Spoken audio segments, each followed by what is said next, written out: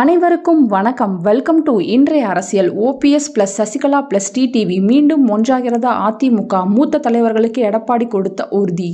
அதிமுகவிலிருந்து சசிகலா, டிடிவி தினகரன், ஓ பன்னீர்செல்வம் ஆகியோர் நீக்கப்பட்டுள்ளனர். இந்நிலையில் தான் 3 பேரையும் ஒருங்கிணைக்க அதிமுகவின் மூத்த நிர்வாகிகள் முனைப்பு காட்டி வருவதாக கூறப்படும் நிலையில் எடப்பாடி பழனிசாமி தலைமையில் நடந்த ஆலோசனைக் கூட்டத்தில் இது பற்றி விவாதிக்கப்பட்டுள்ளதாக தகவல்கள் வெளியாகியுள்ளது. அதிமுக பொதுச் செயலாளராக இருந்த ஜெயலலிதா மறைந்த பிறகு அந்த கட்சியில் பல்வேறு மாற்றங்கள் அரங்கேறிவிட்டன. டிடிவி தினகரன் கட்சியில் சேர்க்கப்பட்டு நீக்கப்பட்டார். அதன் பிறகு எடப்பாடி பழனிசாமி முதல்வரான பிறகு சசிகலாவும் கட்சியிலிருந்து நீக்கப்பட்டார். இதையடுத்து ஒற்றை தலைமை விவகாரம் பூதாகரமான நிலையில் முன்னாள் முதல்வர் ஓ பன்னீர்செல்வமும் கட்சியிலிருந்து நீக்கப்பட்டார். இதன் மூலம் தற்போது அதிமுக முன்னாள் முதல்வர் எடப்பாடி பழனிசாமியின் கட்டுப்பாட்டில் உள்ளது. எடப்பாடி பழனிசாமி தான் கட்சியின் பொதுச் செயலாளராக செயல்பட்டு வருகிறார். இந்நிலையில் தான் தற்போது அதிமுக பல்வேறு தேர்தல்களில் தோல்வியடைந்து வருகிறது. ஊரக உள்ளாட்சி தேர்தல், 2021 சட்டசபை தேர்தல், நகர்ப்புற உள்ளாட்சி தேர்தல், லோக்சபா தேர்தல், ஈரோடு கிழக்கு, கன்னியாகுமரி மாவட்டம், விளவங்கோடு சட்டசபை இடைத்தேர்தல்கள் உள்ளிட்ட பல தேர்தல்களில் அதிமுக தோல்வியை சந்தித்து வருகிறது. இன்று விழுப்புரம் மாவட்டம் விக்கிரவாண்டி சட்டசபை தொகுதிக்கு இடைத்தேர்தல் நடைபெற உள்ளது. இதில் போட்டியிலிருந்து அதிமுக விலகியுள்ளது.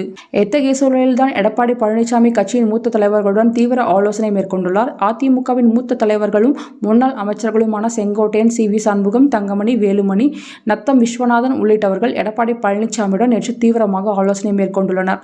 இந்த ஆலோசனை என்பது சேலத்தில் உள்ள எடப்பாடி பழனிசாமியின் இல்லத்தில் நடந்துள்ளது. இந்த கூட்டத்தில் பல்வேறு விஷயங்கள் பற்றி விவாதிக்கப்பட்டுள்ளது. கட்சியின் தொடர் தோல்வியிலிருந்து மீண்டு வருவது, 2026 சட்டசபை தேர்தலுக்கு தயாராவது, 2026 சட்டசபை தேர்தலில் திமுக மற்றும் பாஜகவை எப்படி எதிர்கொள்வது உள்ளிட்டவை பற்றி விவாதிக்கப்பட்டுள்ளது. இந்த வேளையில் அதிமுக தலைவர்கள் தென் மாவட்டங்களில் கட்சியை பலப்படுத்துவது அவசியம் என்று எடுத்துரைத்துள்ளனர்.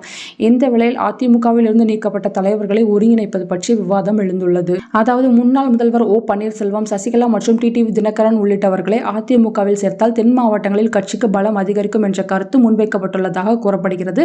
ஆனால் அதனை கேட்க எடப்பாடி பழனிசாமி கட்சி நிர்வாகிகளுக்கு பிடிகொடுக்கவில்லை. கட்சியிலிருந்து நீக்கப்பட்டவர்களை மீண்டும் அதிமுகவில் சேர்க்க அவர் இசைவு தெரிவிக்கவில்லை.